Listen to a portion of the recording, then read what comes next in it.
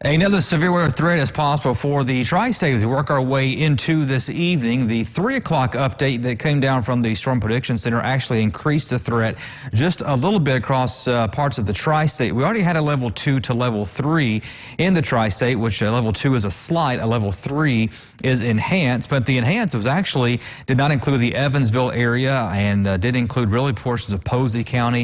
It did include a little bit of the Gibson County area, but they decided to go ahead and extend the level 3 to pretty much now all of the tri-state. It just excludes the southern portions there of Muhlenberg and Ohio counties. And all severe weather parameters are in play as we go into this evening across all of the tri-states. You can see there all of the area pretty much is affected by that level 3. So there was a little bit of a slight still in parts of the tri-state, which does mean some strong damaging winds are possible, and 1 or 2 tornadoes cannot be ruled out. But again, that level 3 enhanced is where much of the tri-state is for this evening. Wind damage and hail 1 to 2 inches possible, and a few tornadoes cannot be ruled out either. So here is the latest from the Storm Prediction Center when it comes to the levels of the actual severe weather threats themselves. So you had the level 3 across all of the tri-state, but that actually can be broken down into its own individual levels when you're talking about a tornado versus hail versus winds. So we are at a level 3 for a tornado threat and a level 3 as well for winds.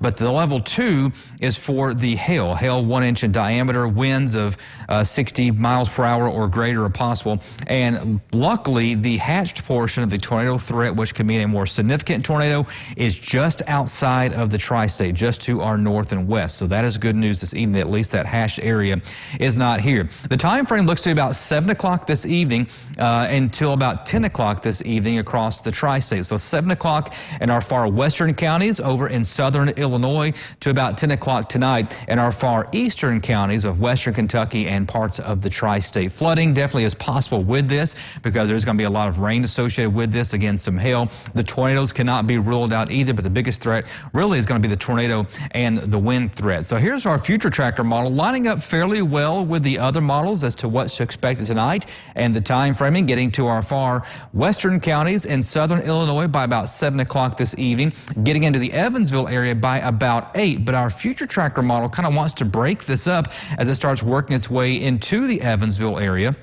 So we will have to monitor that. It has been expected that this would not be a main line coming through, rather some scattered showers and storms, which our future tracker model rather is picking up on, and it really diminishes it by about 10 o'clock tonight. Some of the models actually hold it on a little bit longer and kind of keep it as some scattered storms even to our far eastern counties till about 10 o'clock tonight. Now some models still do bring, including our future tracker model, as the actual front comes through around midnight to 1 o'clock, could fire up some more showers and thunder showers, though that should not be carrying a severe weather threat, as the showers and storms that do come through our area earlier in the evening, the 7 to 10 o'clock time frame, that should reduce the severe weather threat, and then the skies begin to clear out overnight. But do keep in mind that, again, we have that level 3 here across the tri-state from about 7 to 10 o'clock tonight. All severe weather parameters are in play: damaging winds, large hail, and a tornado. So we'll have the latest for you on ABC 25 at 6 and 10, and on the CW7